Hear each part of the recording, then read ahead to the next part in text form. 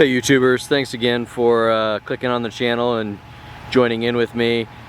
For this video, I really just kind of wanted to go over a brief overview of the interior of this 2022 Jeep Wagoneer Series 3.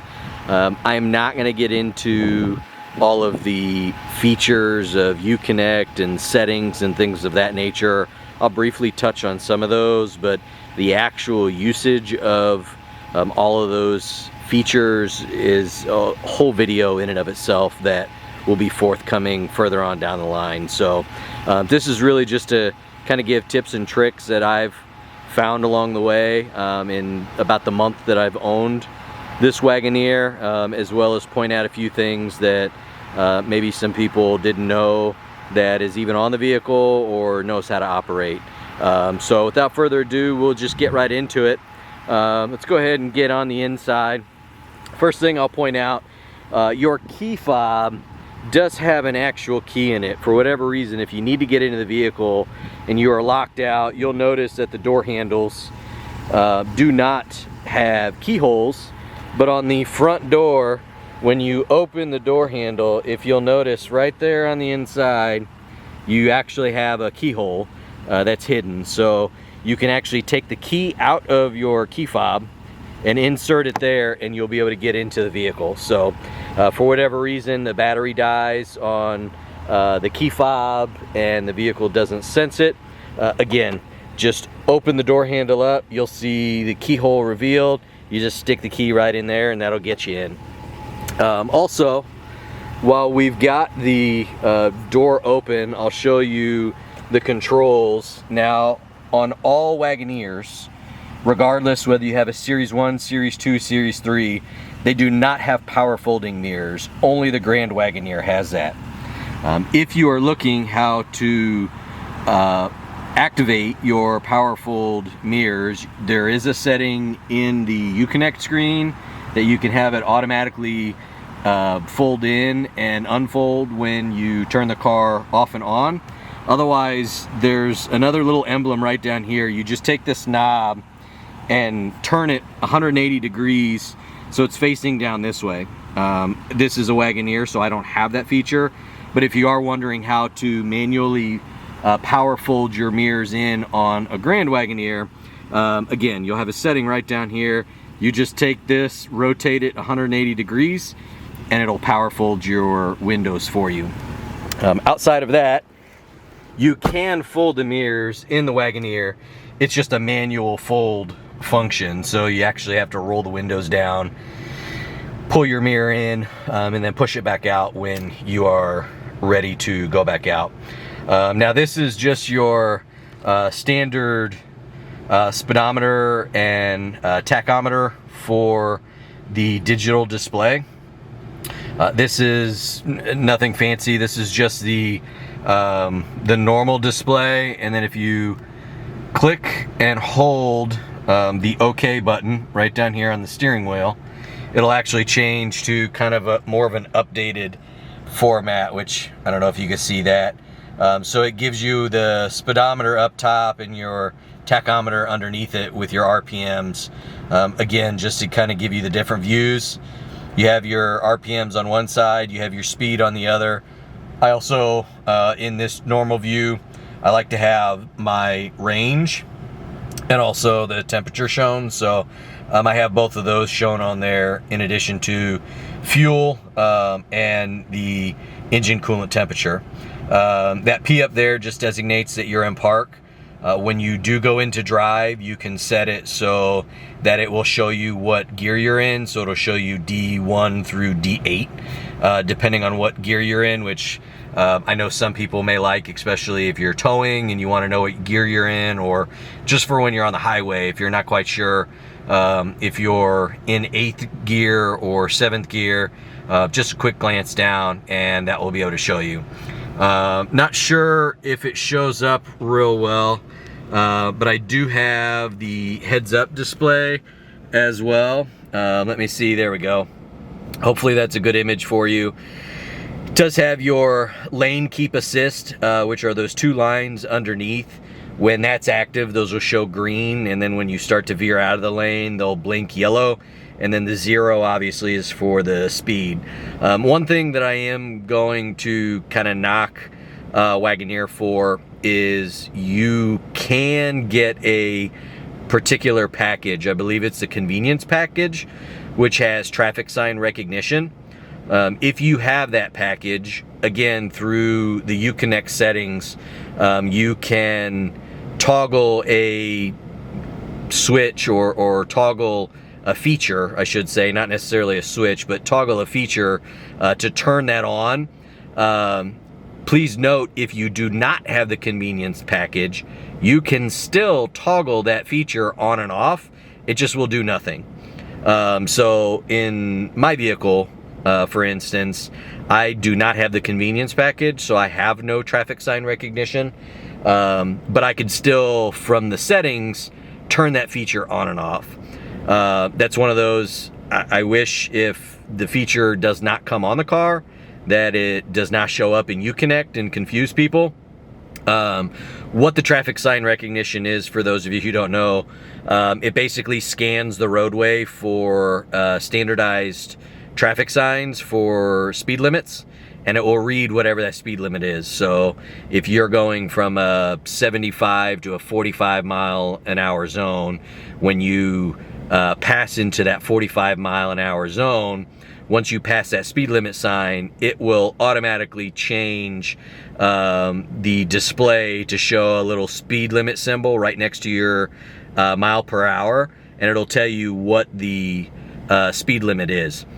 I happen to really like that feature. I have a 2021 Nissan Rogue Platinum, which is a fraction of the cost of this. And it has that standard on there.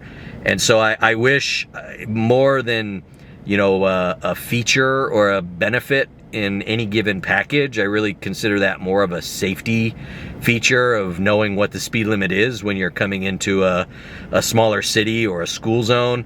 I feel that's important enough that Wagoneer should take that outside of any particular package and just bundle it with the safety suite that they have, so that way everybody will get the benefits of that. I don't know, Wagoneer, if you're listening, I don't know if that's an over-the-air update that you guys can do, or if that's a module that can be purchased and installed after the fact, but I've read on several forums, and myself included, I reverberate the sentiment that really wish that we would be able to see what the speed limit signs are, just for a quick glance and a quick reference of what's going on.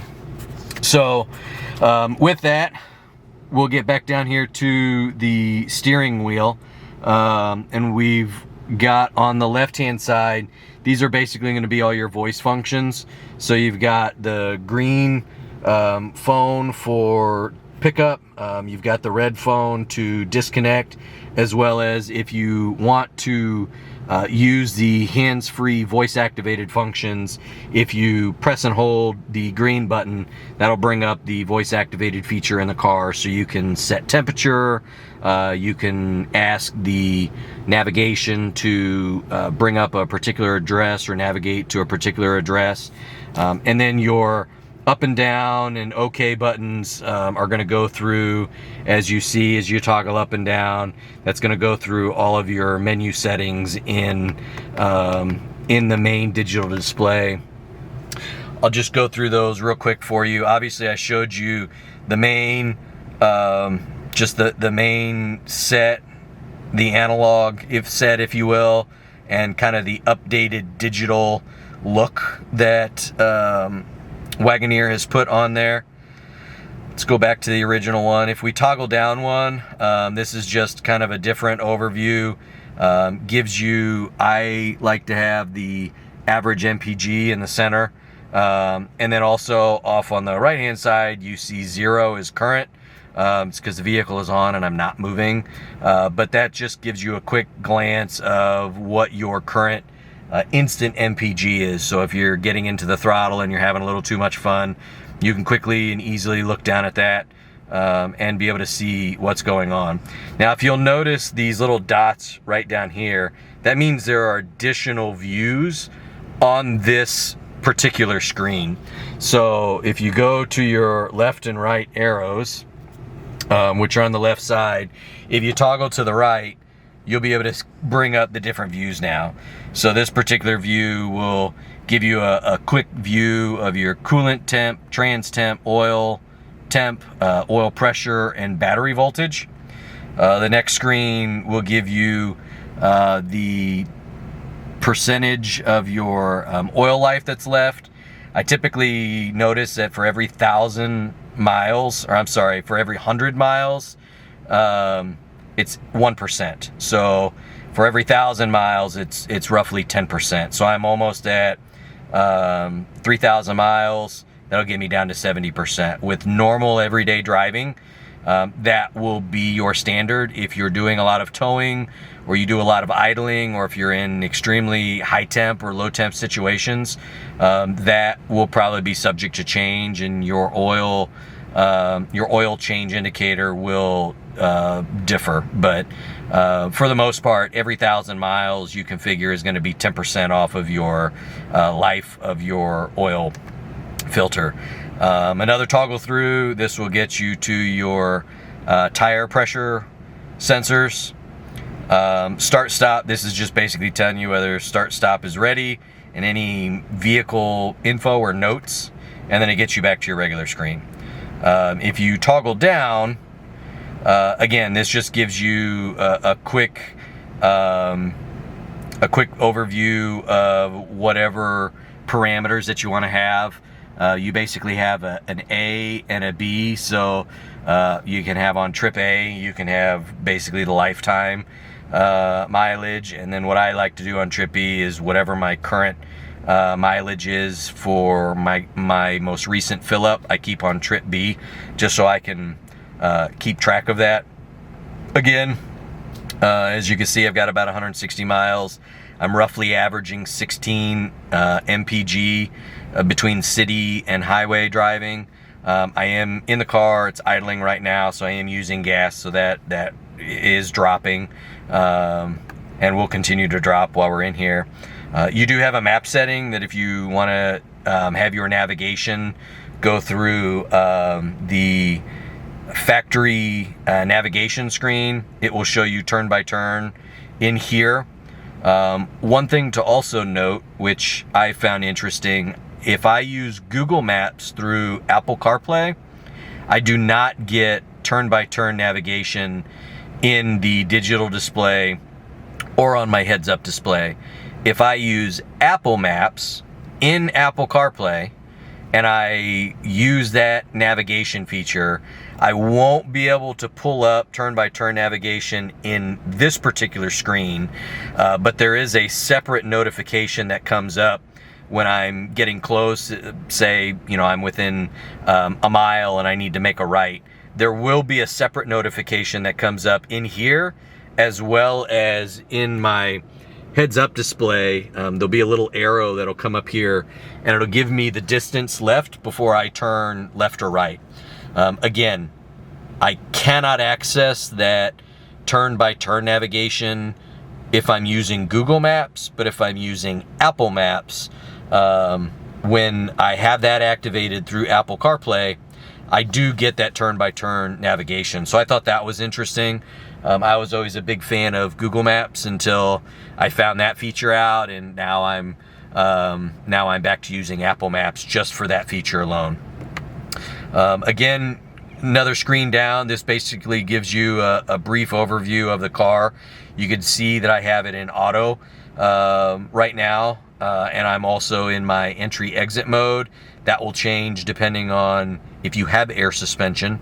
It will tell you what setting your air suspension is in, and then on the left-hand side where it says auto, if you are in a different mode, let's say you're in sport or snow or sand or mud, instead of saying auto, it's gonna show that you're in sport or snow or sand or mud, etc., etc. This is just, I'm in Apple CarPlay, as you can see, so it gives you the music. There's no stored messages on this screen. That's just your basic setup, which again, I won't go through everything on this. That could be saved for a completely separate video to go through all the features. And then that gets you back to your main overall screen. Just a quick overview of kind of everything that I have in my center display. Obviously, for everyone, you've got your gear selector, which is not going to change. That's the same in all of the vehicles. Park, reverse, neutral, drive. And then on the left-hand side, I have my different drive modes. And then on the right-hand side, I have my air suspension settings that I can change it anywhere from the lowest, which is entry exit. One bump up is going to be aero mode, so the front of the car is going to be slightly tilted down to give better aerodynamics. You have normal drive mode, and then you have off-road 1 and off-road 2, which are going to raise the vehicle. So aero will lower the front slightly. I think it's about a ½ inch. And then entry exit mode will drop the front and the rear down a little further from normal mode. And then again, off-road 1 is going to bump up the suspension, so it will raise the vehicle, and then off-road 2 will raise the vehicle even higher. Here you have your auto start stop, you have your lane keep assist, traction control, hazard. This is not active parking. You can get that in the Grand Wagoneer, and I believe some of the packages for the Wagoneer also. I do not have that. This is just for the parking sensors that beep. I can turn the beeps on and off. I've got tow haul mode, and then if I want to mute whatever's going on in the radio, I can just hit that mute button real quick and be able to get that to mute. So there's a brief overview. Nothing special, nothing really out of the ordinary there. One big thing that a lot of people have had issues with, and a lot of people continue to have issues with, is the windshield. There was a service bulletin for earlier Wagoneers, early adopters who bought when they first came out, I believe all the way up through March or April. There is a service bulletin that they, from one of their vendors, that you can't necessarily blame Jeep for this, but one of their vendors did send them a bad batch of windows. They had some distortion and some waves in them. Just from looking at this, you may say, well, I can see that there's distortion in your mirror too. Right here, you can see a line, and as you go down and up, you can kind of see it doesn't change. And a lot of people are claiming that their new Wagoneers also have distortion. That is actually not distortion. I at first could have sworn that it was, but hopefully that gives you, my window's not 100% clean, but I did park in an area where the sunlight is hitting it just right. Hopefully that this sticks out. You can kind of see it right here. A lot of people are having issues with that. The one quick thing that I did, and this may help some people, is I used the cargo security fabric divider that the car came with. If you didn't get one of these as a privacy protector, no big deal. You can just put a towel up there. But as you'll see, when I take the reflection off of the plastic HVAC, you'll notice there is no more line through here. So there is no distortion on this screen in any way, shape, or form, anywhere that you look. I don't know if that will help some people before you call client services or before you go to the dealership and get into an argument with them of whether you have distortion in your window or not. You may take a non-reflective item such as a towel or a rag. In my case, I just use the security little divider that came that I can put in the very back. And you'll notice the minute that I take it off, that line right here comes back. Again, that is not distortion. That's these plastic grates that are right up here. This is the soft touch material is, I won't say it's not reflective, but it doesn't have a lot of reflectivity to it. The plastic on the front, it does have a matte finish to it, but as you can see, as I'm kind of shining the camera lens down just ever so slightly, I'm changing the angle of it, you can kind of see the shimmer that comes off of that from the sunlight. That's what you're seeing, and you can actually kind of see some of the ribs right through here from the reflection. So the windshield actually has no distortion. It's just the reflection from the plastic pieces on the front. My Nissan Rogue also has that. I can't remember when it was. There was a TV series on Dateline or something of that nature from an older vehicle. I want to say it was like an old Toyota Camry or something along those lines. Don't quote me on that. That had a reflective surface basically over the entire dash, and that there were many people who were complaining that they couldn't see, that it was blinding them, and that it needed to be recalled. You know, I don't know if this rises to that occasion. Again, if someone from Wagoneer or Jeep happens to take a look at this, I would implore you to take a look at it yourself. I'm on several Wagoneer forums, and there are a lot of complaints, and there are a lot of people who are saying that they have distortion in their glass. I would venture to say, from the majority of the people who have newer vehicles, that probably is not distortion, and it is the reflection from that front plastic piece that they're seeing in the window. So again, hopefully that helps someone out there who may think they have some distortion. Hopefully that trick helps you out. Try it. Drop some comments down in the comment section below if you've tried that, if it works, if it doesn't work.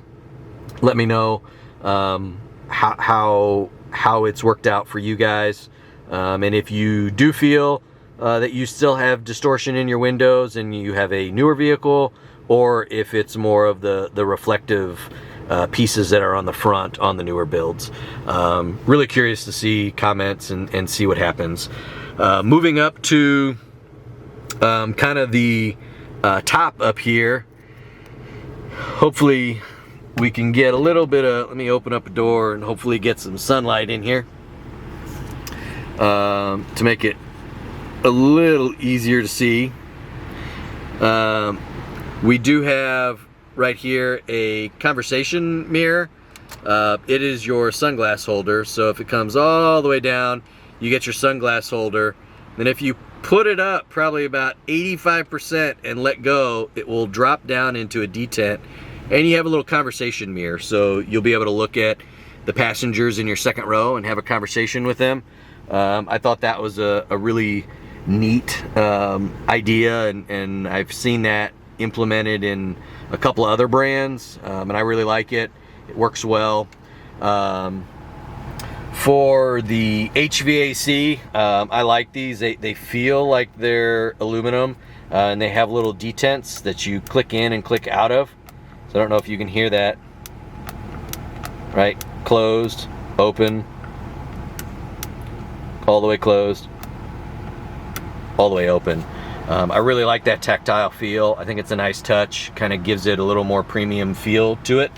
And briefly, I'll hop in the second row just so you can kind of see the passenger side. I have reclined all of the way back. It does have some pretty good recline on it for your second row. If they're wanting to kind of lounge and just take it easy, they could certainly do that.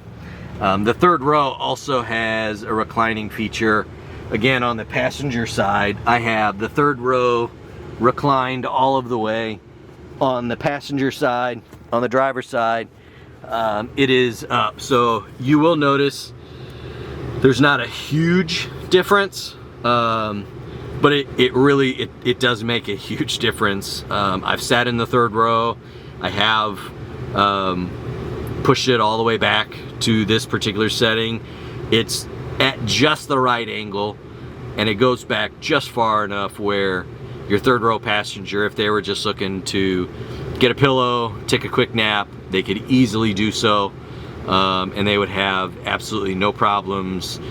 They won't feel like they're too upright, and it works out just great. So hopefully that kind of gives you an idea. That is the furthest recline in your third row. And then as you go up, again, this is your just Wagoneer Series 3. You have your HVAC controls in for the second row. You can raise the temperature, lower the temperature. Both sides have heated seats. I will knock Wagoneer again. This is the Series 3. The Grand Wagoneer comes with ventilated seats for the second row. I really would like to see ventilated seats in the second row for this particular vehicle as well. I think the price point probably warrants it. You can also raise and lower your fan speeds. You can set it to auto, where you could just set your temperature and then it will keep track of everything. Mode is very important. This will tell you whether it's going to be coming out of your vents up top, whether it splits them between the top and the feet, or only your feet. I know there are some complaints that people, let me put this back on auto mode, that there are some people who don't feel the air coming out of the second row. You'll notice on the B pillar that you have a vent that comes out of the B pillar in the second row, as well as these two vents on either side. The vents underneath the feet are stuffed way under this seat, so I don't ever really feel any air come out from those vents. So I would venture to say, before you become one of those people who call the dealership and say, my AC isn't working, it's not blowing hard enough, it's not blowing cold enough, check this and make sure that you have it in the face or the top setting, which is going to be this guy. Same thing goes for the front. If you have it coming out of the top, it will come out of both of these plus the B pillar vent, and I've noticed there's more than enough power, there's more than enough air circulation that comes through there, and it is cold enough that I personally don't have any problems. If you read through the owner's manual, which I have not dug through every single page, but it does say in the owner's manual that for air conditioning, they recommend that you keep it in this particular mode, which is the top mode, and then for the heat in the wintertime, that you put it on the vent mode for the feet, and you have it come out from underneath the seats. Whether that helps better circulate, I'm sure there's engineers that are much more in tune with the vehicle and its design and function and form and purpose than myself. So I will just point that out, that the manual does say that. So hopefully that helps someone.